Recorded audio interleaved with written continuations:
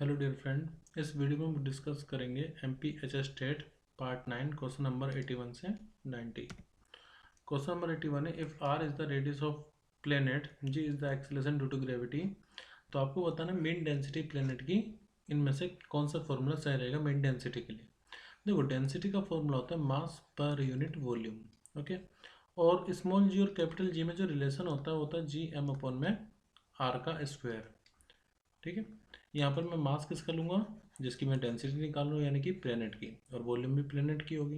Okay, now देखिए, जो volume होगी मैं उसको 4 स्फेरिकल मान करके 4/3 πr³ मान के चल रहा हूँ। ठीक है, ये मेरी वॉल्यूम होगी 4/3 πr³।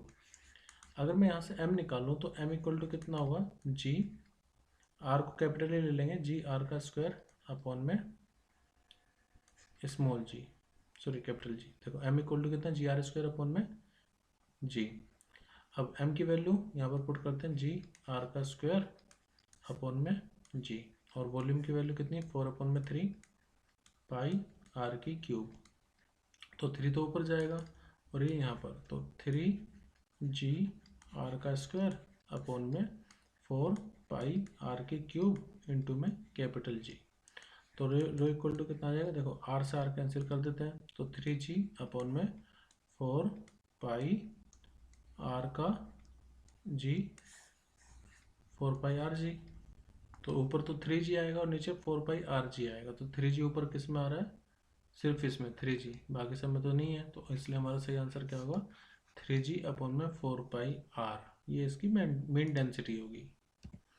क्वेश्चन नंबर 82 है, alternating current can not be measured by DC ammeter. क्यों, ऐसा क्यों है कि हम डीसी एमीटर से अल्टरनेटिंग करंट मेजर नहीं कर सकते। तो देखो, जो अल्टरनेटिंग करंट होता है तो उसकी एवरेज वैल्यू जीरो होती है कंप्लीट साइकिल के लिए। तो जब एवरेज वैल्यू करंट की जीरो होगी तो हम उसको डीसी से मेजर कर ही नहीं पाएंगे। तो यहाँ पर सही आंसर होगा, average value of current over complete cycle is zero. 83, de Broglie wavelength of an electron voltage आपको दे रखी है। देखो यहाँ पर सिंपल एक फॉर्मूला मैं आपको बता देता हूँ जो यूज़ करेंगे, 12.27 अपॉन में √v। ठीक है, अगर आप इस फॉर्मूले का यूज़ करते हैं तो सीधे एंगस्ट्रॉन में आपका आंसर आएगा, नैनोमीटर में उसको कन्वर्ट कर लेंगे। तो 12.27 डिवाइड में √100, तो 12.27 डिवाइड में ये कितना आ जाएगा, 10। ठीक है, और इसको आप एंगस्ट्रॉन में हम आंसर ला रहे हैं, तो एंगस्ट्रॉन में कितना आ जाएगा, 1.227 एंगस्ट्रॉन। और इसको अगर हम नैनोमीटर में कन्वर्ट करेंगे तो देखो आप, इसको 1.227 इंटू 10⁻⁻10 मीटर में आ गया, और 10⁻9 से मल्टीप्लाई कर दो तो नैनोमीटर में आ जाएगा। ठीक है, तो लैम्डा इक्वल टू, मतलब 10⁻⁻1 का फर्क पड़ेगा, 1.227 10⁻⁻1, 10⁻⁻1 का मतलब ये हो गया 1.227 अपॉन में 10, तो 0.1227। ठीक है, अब इसको अगर मैं राउंड ऑफ करूँ तो मैं इसको 0.123 भी तो लिख सकता हूँ, क्योंकि ये 5 से बड़ा है तो उससे प्रेसिडेंट डिजिट 8 इंक्रीज हो जाएगी बाय 1। तो इसलिए हमारा आंसर क्या आएगा, 0.123 नैनोमीटर। तो सिंपल आपको ये फॉर्मूला यूज़ करना चाहिए, lambda equal to 12.27 √v angstrom में। Two gases are at absolute temperature 350 and 300 kelvin, ratio of average kinetic energy आपको बताना है कि कितना होगा। तो देखो, जो एवरेज काइनेटिक एनर्जी होती है उसका फॉर्मूला होता है K E, kinetic energy equal to 3/2 kBT, Boltzmann constant. यानी कि काइनेटिक एनर्जी डायरेक्टली टेम्परेचर पर डिपेंड कर रही है, तो के ई 1/ke2 बराबर किसका हो जाएगा, T1/T2 के। अब T1 कितना है, 350, T2 कितना है, 300। ठीक है, तो 0 से 0 कैंसिल, और 7×5 = 35, तो यहाँ पर 7 आ जाएगा, और 5 × 6 30 होता है, तो 6, यानी कि 7/6। तो रेशो कितना आ जाएगा, 7:6, यानी कि option 2 will be right answer. 85th, if the number of turns per unit length of a solenoid is double, तो आपको बताने कि सेल्फ इंडक्टेंस पर क्या फर्क पड़ेगा। देखो, सेल्फ इंडक्टेंस का पहले मैं आपको फॉर्मूला बता देता हूँ, ये होता है μ0 n का स्क्वायर इंटू में एरिया इंटू में लेंथ l। ठीक है, और स्मॉल n क्या होता है, स्मॉल n होता है capital number of turns upon l। ठीक है, l मतलब स्मॉल l बोल देता हूँ। तो स्मॉल n होता है टोटल, ये कैपिटल n होता है total number of turns, total number of turns, और स्मॉल n होता है number of turns per unit volume, number of turns per unit volume. तो यही फॉर्मूला अगर आप कैपिटल एन के टर्म में लिखोगे तो एन की जगह पर आप लिखो कैपिटल एन का स्क्वायर अपॉन में एल का स्क्वायर, ए इंटू में एल से एल कैंसिल आउट होगा तो ये आ जाएगा म्यू नॉट एन का स्क्वायर ए अपॉन में एल स्मॉल एल। ठीक है, तो आप कोई भी फॉर्मूला देख लो जो सेल्फ इंडक्टेंस है, हमें यहाँ पर बोला है कि number of turns per unit length, यानी कि स्मॉल एन को हम कर रहे हैं डबल। और according to formula capital N किस पर डिपेंड करता है, एन के स्क्वायर पर। तो जब आप एन को डबल करोगे तो डबल का स्क्वायर मतलब 4 टाइम्स हो जाएगा, तो इसमें आंसर आएगा बिकम 4 टाइम्स, क्योंकि एल एन के स्क्वायर पर डिपेंड कर रहा है। जब आप एल को डबल करोगे तो 2 दूनी 4 यानी कि 4 टाइम्स हो जाएगा। Question number 86. In a series combination of n cells, in order to get maximum current through the circuit, external resistance R and internal resistance R of the cell किस तरह से रिलेट करेंगे ये आपको बताना है। टोटल यहाँ पर एक्सटर्नल रेजिस्टेंस है R और हमने n नंबर ऑफ सेल्स को सीरीज में कनेक्ट किया हुआ है।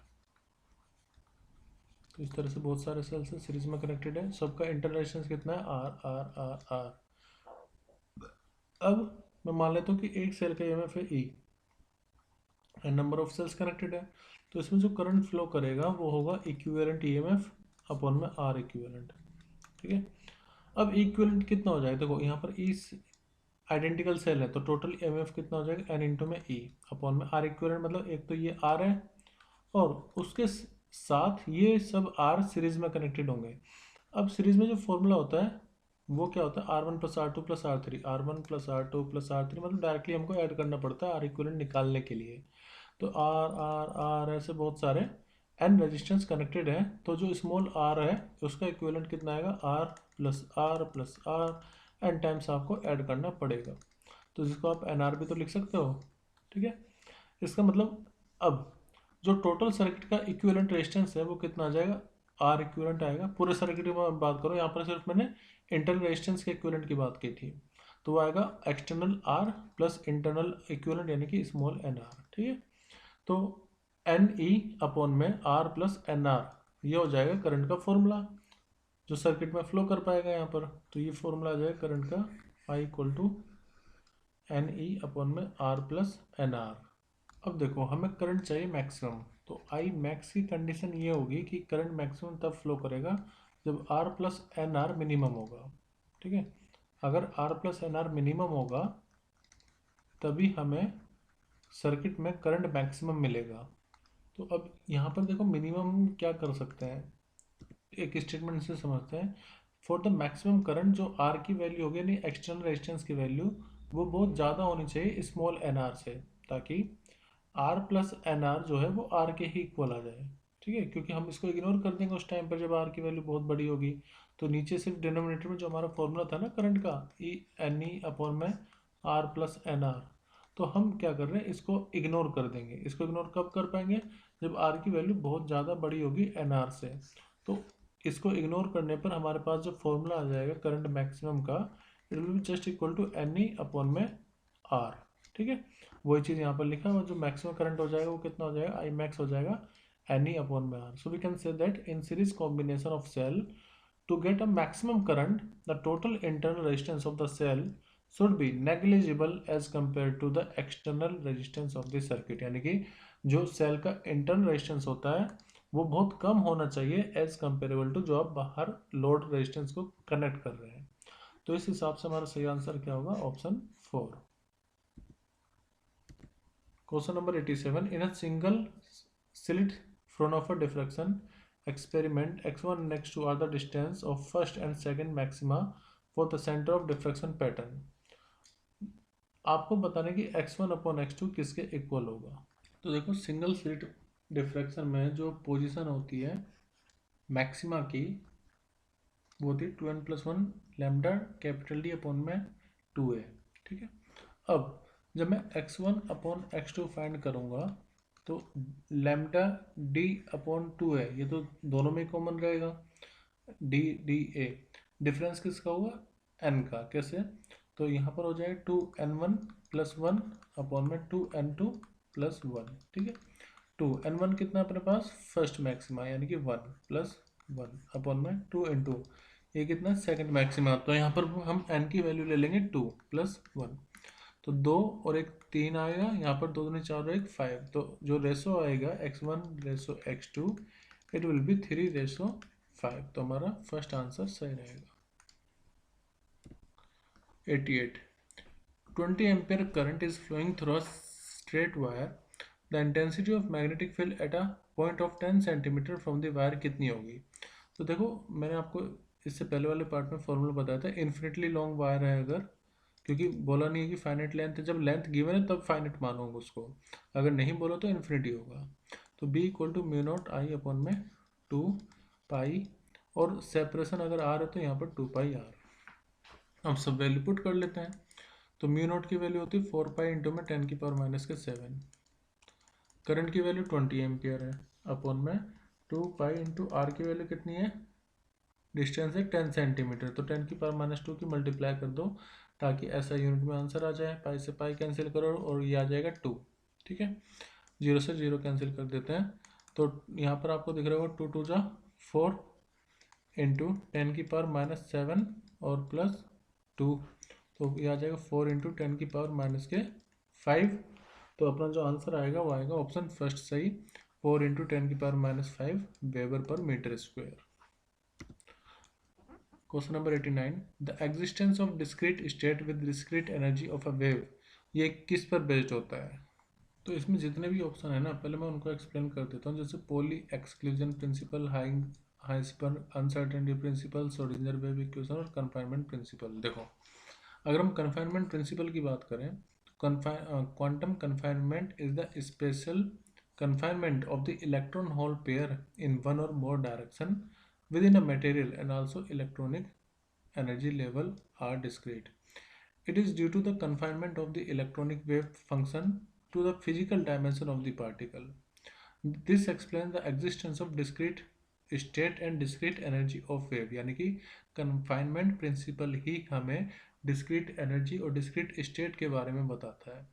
श्रोडिंगर वेव इक्वेशन क्या बताती है, तो it is a mathematical expression describing the energy and the position of electron in space and time, और it is based on 3 consideration. पहला classical plane wave equation, Broglie's hypothesis matter wave, conservation of energy. तो S chi equal to होता है यहाँ पर ई काई, H होता है हैमिल्टनियन, और काई यहाँ पर है वेव फंक्शन, और ई एनर्जी है। पॉली एक्सक्लूजन प्रिंसिपल हमें क्या बताता है, the Pauli exclusion principle state that the single atom no 2 electron will have identical set of quantum number, यानी कि जब आप ऑर्बिट में इलेक्ट्रॉन भर रहे हो तो किसी का भी आइडेंटिकल क्वांटम नंबर नहीं होगा, सबका अलग अलग क्वांटम नंबर रहेंगे। To put in the simple terms every electron should have और be in its unique state, में सभी जो इलेक्ट्रॉन होंगे वो अपनी यूनिक स्टेट में रहेंगे, किसी का भी आइडेंटिकल सेम क्वांटम नंबर नहीं होगा। There are two salient feature, salient rule that Pauli exclusion principle follows. पहला है only 2 electron can occupy the same orbital, और the 2 electron that are present in the same orbital must have opposite spin, में ही वो present होंगे, अगर होंगे तो antiparallel, यानी कि एक ऐसे है दूसरा इस तरह से। हाइजेंबर्ग अनसर्टेनिटी प्रिंसिपल क्या कहता है कि अगर आपको लोकेशन पता है किसी पार्टिकल की तो आपको स्पीड आप एक्यूरेटली मेजर नहीं कर पाओगे, और अगर आप स्पीड एक्यूरेटली मेजर कर पा रहे हो तो उसकी लोकेशन, उसकी पोजीशन आप डिटरमाइन नहीं कर सकते एक्यूरेटली। तो फिलहाल इस क्वेश्चन में हमसे पूछा था the existence of discrete state और डिस्क्रीट एनर्जी, तो वो किससे हमें पता चलती है, कन्फाइनमेंट प्रिंसिपल से, यानी कि ऑप्शन 4 यहाँ पर सही रहेगा। Next question number 90 a good amplifier is one which has dash input resistance and output resistance. देखो एक गुड एम्पलीफायर हम उसको कहेंगे जिसमें इनपुट तो हो हाई और आउटपुट हो लो, ताकि हमारे पास हाई गेन हो। गेन हाई तभी होगा जब इनपुट पर हाई होगा और आउटपुट पर लो होगा, तो high input resistance and low output resistance होना चाहिए, तभी आपको एक अच्छा एम्पलीफिकेशन मिल पाएगा।